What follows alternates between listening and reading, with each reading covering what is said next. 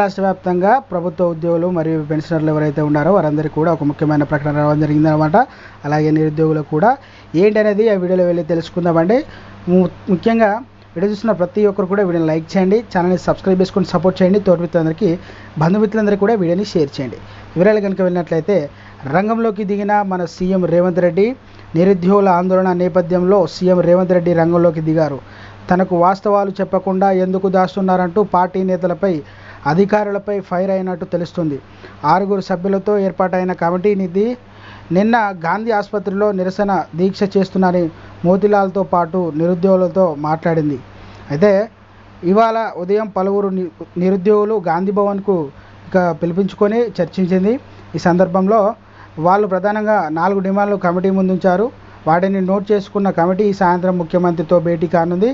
ఈ 4 అంశాలపై సీఎం రేవంత్ రెడ్డి కీలక నిర్ణయం తీసుకునే అవకాశం ఉన్నట్టు తెలుస్తుందన్నమాట. ఇక రావాల్సిన పెండింగ్ డిఏలు మరియు ఏవైతే ఉన్నాయో గ్రూప్ 2, గ్రూప్ 3లో కొలువు సంఖ్య పెంచాలని, వాటి గురించి కూడా డిఎస్సిలో ఆగస్టులో నిర్వహించాలని, వీటిపైన కూడా చర్చించే అవకాశం ఉంది. త్వరలోనే మనకు సాయంకాలం లోపు మనకు ఒక మంచి శుభార్త అయితే రానున్నట్టు మనకైతే సమాచారం అందిందనమాట. ఇది ప్రభుత్వం నుంచి వచ్చిన అప్డేట్ అండి.